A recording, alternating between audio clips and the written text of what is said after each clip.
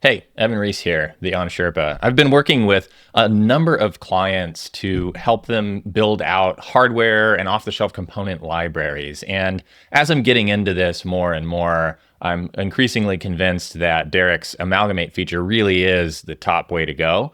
And I have had some more developments with that, including writing some other custom features that assist in those kind of workflows. And I realized that there's a little bit of another example I wish I had shown in the last video. So we're here for part 2 of Amalgamate. Let's get to it. One thing that I didn't show last time is the ability to also have a body that unions into another body, and that's really helpful for things like dovetails. So I want to model up a dovetail together that is designed to be used with Amalgamate. We're going to make it a flat dovetail joint. So here on the top plane, well, actually, let's just go ahead and set up some configuration inputs so that this is flexible. Let's say dovetail width. I'll just say width. And we'll default it to a 1/2 inch, or actually just 12 millimeters. Okay. And then let's say panel thickness. And make that 12 millimeters default. And on the top plane, let's sketch that out.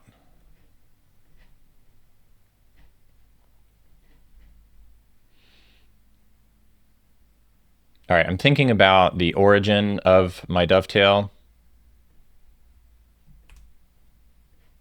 Grab those, grab this, Shift Q for symmetric.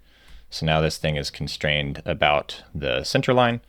I need to decide what angle this is. I will, because I want to think in terms of like the total angle, I'm just going to do this as 90 plus 10 degrees. I think 10 is a fine angle for this. We could make that configurable if we wanted. Width will be this. I'll set that to equal our width variable that we set up earlier. And we should decide what shape we want this thing. I'm just going to eyeball something that looks good to me. Let's say 9. All right, there's a dovetail. I'm going to extrude this. And here, again, I'm thinking about the origin so that I don't need to place a mate connector. The world axes, is X, Y, and Z, all centered around the origin. So I need to be thinking about when I drop this dovetail onto a part, where do I want it oriented? And I think the most likely scenario is that I'm going to be using a mate connector or a sketch that's on the face of the part that I'm going to hit, which means this needs to go the other way. It'll go down into my part. And here's where I want to put my panel thickness. So there's the dovetail. Great. And let's imagine this is actually a dovetail for joining plastic parts or something. So there is going to have to be a little bit of clearance, and we can add that here. One other thing I like to do if I'm joining 3D prints is get them to have a nice snug fit by drafting the faces that connect them by a very small amount. It's like a tiny, tiny taper, 1 degree, something like that. And I'm going to flip the direction. So this will press down into a pocket that has that shape as well.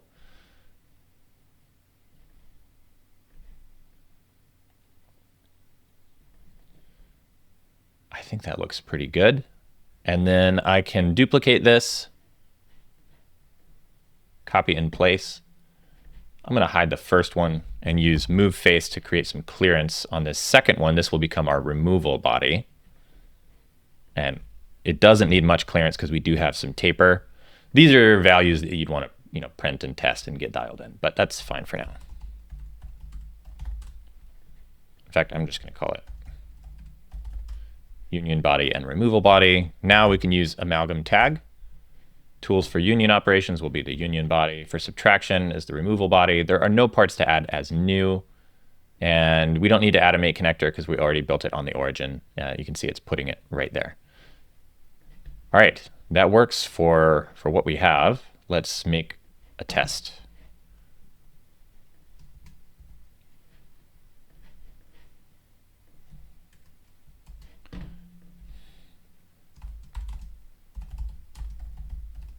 All right, I'm going to just create a variable for panel thickness. We'll do this at a 1/2 inch, sure. And then I'm going to just mirror that to move quick here. New, so they don't join together. Okay, so now I can use amalgamate and navigate to the dovetail. There we go. The width is 12 is fine, but I'm going to use my variable that I just created, this one, for panel thickness, so that those are always the same. And if I change it here, it'll change it in what is being brought in. And click the name of the Part Studio here. And for locations, I'm going to use that make connector. Now, subtraction scope, we're cutting into that. If you remember in my Dovetail Studio, the dovetail's going in the Y direction, which is this green line on my make connector. Union scope will be the other part. And look at that. Bam. We've got a nice dovetail. And we could linear pattern that if we wanted. In fact, I'm going to use my linear pattern plus feature so that we can get some measurements. The features to pattern will just be amalgamate in the direction of the right plane. I've got to apply per instance.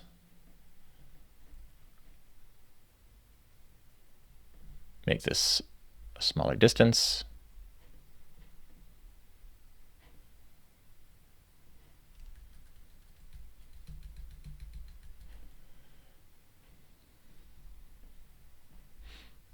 All right, I think that's failing because I'm using a make connector, an implicit make connector here. And so if, as this feature is looping that feature, it's just putting a new make connector on the same place every time, I think. So let's try and add another make connector, and we'll pattern that as well. This will be our amalgamate origin. And what we can actually do is just pattern the make connector and then amalgamate onto all those locations. So we'll pattern this, and we can just do a part pattern. There we go, centered. And here I can say I'm going to go total length, measured distance from the right plane to the outside edge of this with an offset of, let's say, 15 millimeters. So those are going to be equally spaced. Target spacing, yeah, sure, 32 millimeters is fine. So what this gets us now is if I change the size of this, we'll get more make connectors. I'm going to go ahead and make this symmetric about the right plane as well. I just clicked edge, edge, plane from up here, Shift Q, and we've got symmetry. So you can see it's going to add more and more make connectors as this gets longer. And then what I'm going to do is make a query variable to grab all these make connectors, no matter how many they are, created by, let's see, these are going to be bodies, created by this feature and that feature. So now we have all of them. And inside of amalgamate now, instead of that location, I can choose mates, and we get dovetails on all of these locations. And if I change the length of this, we will continue to get more and more. And that's nice. You can see how when I got close to the edge, it actually disappears too. Awesome. Really cool stuff. And this lets you build essentially what would otherwise have to be a custom feature. You can build it yourself. So really, really cool stuff. The other example that I want to show is actually walking through how I would set up an import. And I touched on something similar in the last video, but this time I actually have a custom feature that's new that's going to help with this. And I figured it might be helpful to people to see the real blank canvas walkthrough of how I'm going to handle this import. This is from McMaster Car, and it came in as a single body. You can create a composite if it comes in, if it's a ball bearing or something. I would recommend creating a composite so that you don't have a long parts list. You just want one thing, really. Unless you're going to take apart the ball bearing and track the balls independently or something like that, which you should not do. So to get this set up, one thing you can look at is this is coming in sideways. Actually, so look at my view cube up here. This is kind of my like normal orientation, and it's, to my eye, looks upside down and sideways. I can check this box to change the up axis. So that's looking better. But really, for what I'm about to do, it actually doesn't matter. So because the other thing I want to do is think about the location of my origin. And I want the origin to fall exactly where the mate connector is going to be for my amalgamate feature later. So that's down here on this face. This is my mating face, and this one comes in with the origin right at the top. So it doesn't really matter where this is because I'm going to use the transform tool to transform by mate connectors. I'm going to transform this entity from this mate connector to the origin and just flip and do whatever we need to do. In my brain, this is the correct way up for one of these things, but it doesn't really matter. All right, so that's been moved into the correct position. See, the origin is lining up right with this mounting face. Next, we need to create the bodies for Amalgamate. And I want to create a keep out body, and I want to create a body that's going to be cut away. The keep out body is going to be a new body that I insert, and this is just so I don't have to bring a full detail model. This one's pretty benign, but you might have something with like tons of pins and parts, and it's a composite and all of that. And you definitely don't want to derive that in to reference. So I'm going to just do it as a demo here on the right plane, new sketch. I'm going to just drop some basic shapes of what I want this to look like. That's about right. And I'm gonna grab this edge, that point, Shift G to pierce this edge, that this face, I to make coincident. This and the origin, I for coincident. Shift G to pierce, I for coincident, and let's revolve it. About that axis, set it to new. So now this is the keep out area. This is like this. If I'm bringing in something into my part studio, it's this, and it's going to be really simple. I like to edit the appearance to red and set the alpha to 0.3 as just kind of my personal convention for don't put stuff here. And I'll name it cool. In fact, if you wanted to, if you were doing this as part of a bigger thing, I might say like that. Whoop. So that you know in the other part studio, you know what you're looking at.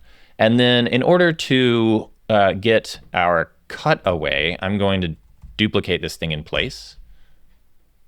Copy in place using the transform tool. I'm going to hide my keep out so I make sure I'm editing the right thing.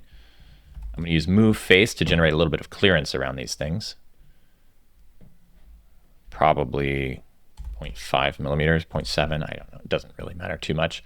We don't need clearance on the bottom, and on the front, I do want to create a deeper pocket. In fact, like if this was going to be mounted, like recessed into something, I'd want to cut a pocket out. So I'm going to set up a configuration variable, pocket depth, and we'll call it 1 inch for now. It's going to cry at me because it wants inches on these two. Okay. Now, in order to make this measure 1 inch, let me show you a trick. We're going to use move face. I'm going to move this face, not blind. I'm going to go up to entity. It'll be the other face. And that'll just make it move, and they're on top of each other, so it just disappears. But I can use an offset distance of my pocket depth and flip the direction. And now this will always measure 1 inch, 25.4 millimeters. So this is our removal body. And the last thing we need to do is add the holes that are going to get cut out from here. And this is where my new custom feature comes in, which is really a vibe-coded version of the normal hole feature. And it is called not hole. So it makes like the positive versions of holes.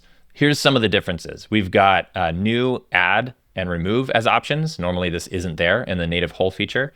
And let's see, the only other real major difference is that if you set this to through all, you still see a place to type in a blind value. And that's because we need to create a, well, let me show you the positive hole and we'll get there. I'll show you what that will do. But this is for annotation purposes on your drawings. Okay, so sketch points to place holes, we can just use make connectors. I'm gonna mouse over this face, hold shift, so now I'm only locked onto that.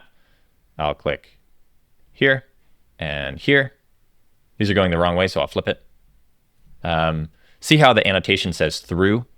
And if I say blind, then it's going to tell me I'm just going down 12 millimeters. And that's what will show up in the drawing. So that's why this is the way that it is. We need these to be tapped holes, and I am not going to bother looking at the spec for this. I'm just going to eyeball it and assume that the tapped hole has to be smaller than the clearance hole. Let's pretend that we like that. That seems fine to me. What I might also add here is a panel thickness. If I'm panel mounting this, let's say it's going to be 0.25 inches, and once again, got to change the units. Great. And then that's what I'll put here, panel thickness. So these will never get too long and accidentally cut away from something else. That's all I'm doing that for. Oh, the other thing here is really, I want these to be removed as well. So I'm going to change this to add mode. And for the merge scope, we'll merge it into the existing removal body.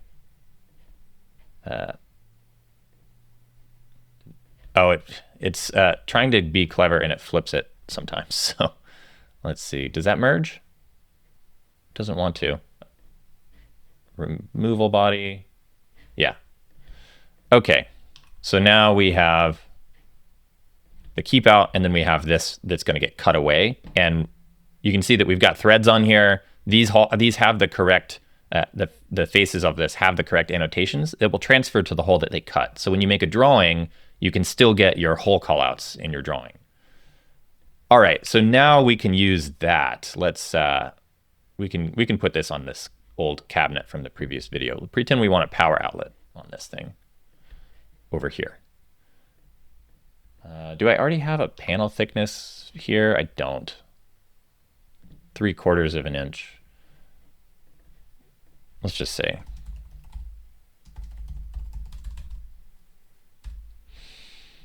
Okay.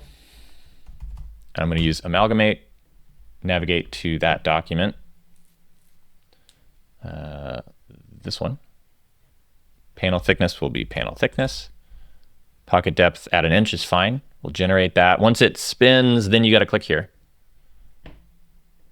And we'll drop it there. Subtraction scope is that body.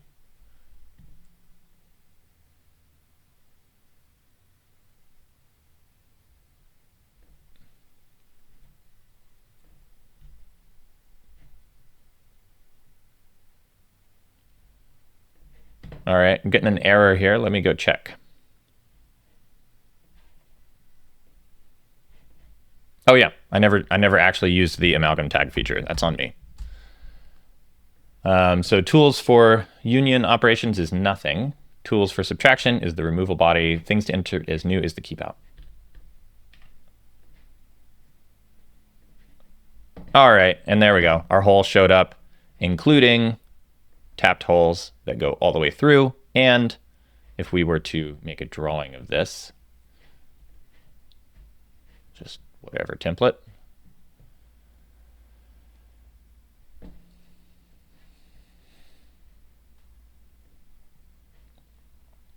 Now if I grab my hole call out,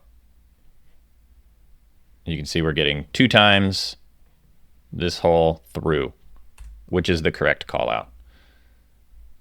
So there you go. That is 2 additional ways to use the Amalgamate feature, and introducing that not hole feature is really helpful if you're going to do these kind of workflows. And honestly, I think that pretty much every company has enough standard or imported geometry, or even just interfaces of things that you design and maybe use across projects. This is an incredibly good workflow for that kind of stuff. You get a single source of truth that controls these interfaces that you might use all the time. So this is one thing, a library of reused geometry. I think every company should be setting up for themselves. So do some thinking, and let me know in the comments what kinds of things you think are a good candidate for this workflow at your company. Thanks for watching.